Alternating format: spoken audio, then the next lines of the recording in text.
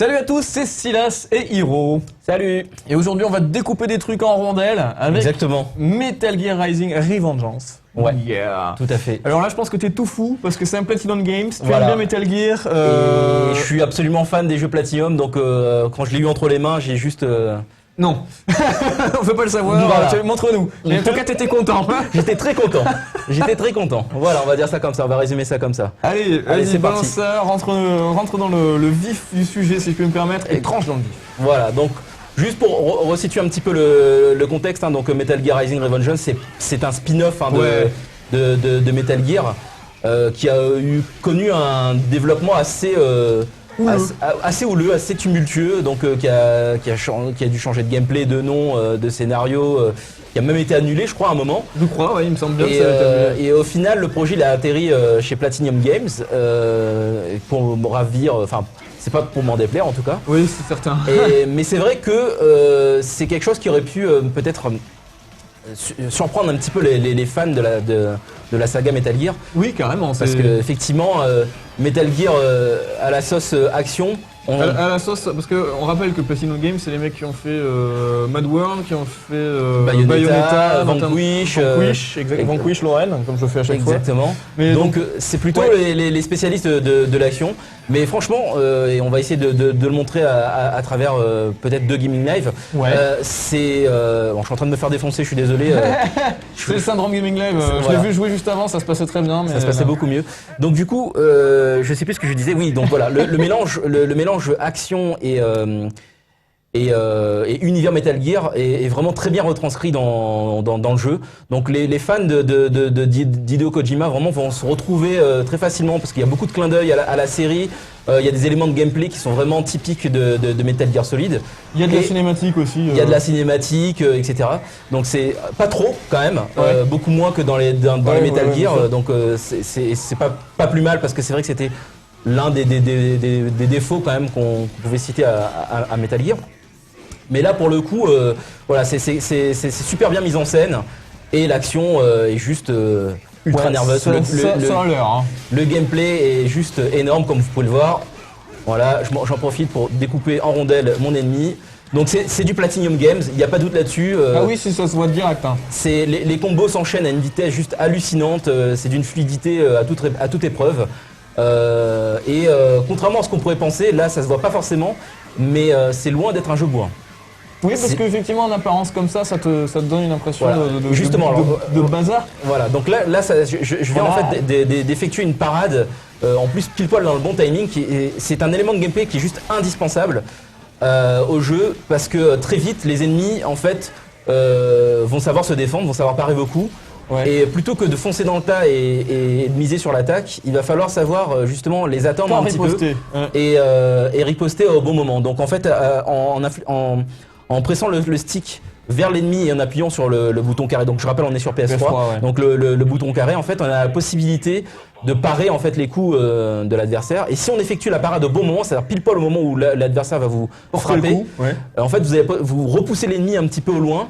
Et du coup il va rester un petit peu sans défense pendant un court instant, et ça vous permet vraiment de contre-attaquer et vraiment d'enchaîner. Voilà. Donc par exemple sur ces robots là, la parade c'est juste indispensable. Parce qu'on voit que tu tapais un peu dans le vide, j'ai eu l'impression. Bah, on tape un peu dans le vide et surtout très vite, si on s'approche trop au corps à corps sans vraiment essayer de parer leurs coups, on se fait défoncer quoi, tout simplement. Ouais, ça a l'air bien tendu quand même. Là, en gros, il faut essayer vraiment de s'approcher le plus possible des ennemis et de placer ses coups intelligemment. Mais et de placer ses coups ultra tendu. C'est assez tendu. Alors voilà, je viens d'effectuer une parade au bon moment. Voilà. Et donc là, voilà, vous avez vu en fait. C'est la particularité des gameplays du jeu, c'est ce qu'ils appellent le mode katana. Donc c'est-à-dire qu'en fait, en appuyant sur une touche, le bouton de tranche de la manette, on a la possibilité d'activer le mode katana. Donc l'action se ralentit un petit peu, il y a une espèce d'effet de zoom, et on a le contrôle total du katana avec le stick droit. Donc en fait, tu choisis exactement l'angle avec lequel tu veux. Exactement.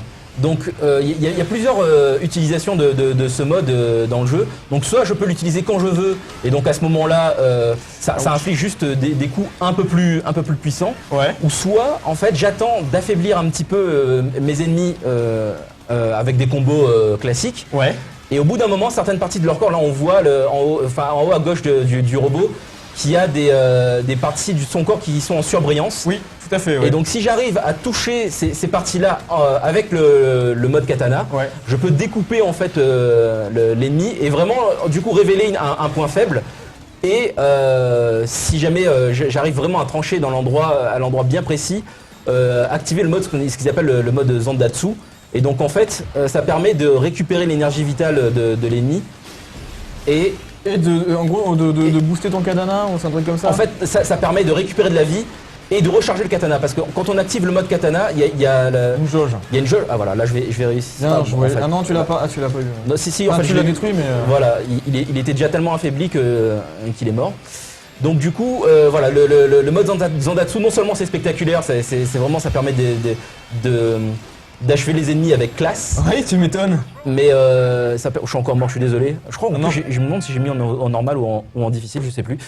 Et mais ça aussi, ça permet vraiment de recharger la jauge de vie du personnage. Et c'est relativement important parce que le jeu est quand même somme toute pas évident quoi. C'est-à-dire que ça a l'air hardcore, hein, franchement.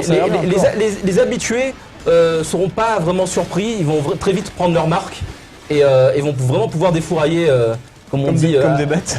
Comme des bêtes. Mais ceux qui n'ont pas trop l'habitude, le jeu est quand même pas d'une simplicité extrême. Voilà. Mais ça a l'air, hein, franchement. On va dire ça comme ça. Ça a l'air tendu, ça a l'air super tendu. Mais effectivement, ça a une classe qui est assez impressionnante là, franchement. C'est super nerveux. C'est vraiment du Platinum Games. C'est vrai que du coup, c'est vraiment le meilleur le meilleur. Pas forcément le meilleur de deux licences, mais enfin, c'est un mélange qui marche. Là, je vais activer le mode Zandatsu. Donc, alors, boum, voilà. Donc, voilà, le problème, c'est l'un des petits des défauts du jeu, c'est que justement dans ces scènes d'action, il y a quelques petits soucis de caméra. Et bon, ça gâche un petit peu le plaisir. Mais bon, c'est pas non plus rédhibitoire. Mais vous verrez aussi que des fois, quand on combat dans des pièces un petit peu exiguës, on a du mal un petit peu à contrôler la caméra, à la placer exactement où on veut. Donc voilà, c'est un petit peu le souci qu'on retrouve dans beaucoup de jeux d'action malgré tout. C'est pas très grave, mais ça peut gêner quand même certains joueurs. Voilà. Ouais, je comprends, effectivement. Bon, là pour le coup, c'est vrai que c'est tellement impressionnant que tu te dis, t'as quand même envie d'essayer, de te dire et de passer outre ces problèmes de caméra qui t'empêchent pas finalement de profiter du jeu. Donc bon, j'essaye de meubler pendant que tu exposais ça et c'est super classe. Est-ce que je vais y arriver? Alors voilà, il faut vraiment trancher à l'endroit où c'était indiqué. Et des fois, dans le feu de l'action, on n'y arrive pas. Donc voilà, en plus ça tombe bien, je voulais parler de ça. Donc en fait, à chaque fin de combat, on a un score qui nous donne des points de compétences qu'on va pouvoir utiliser ensuite pour... ça aussi, c'est relativement classique. Ouais, voilà.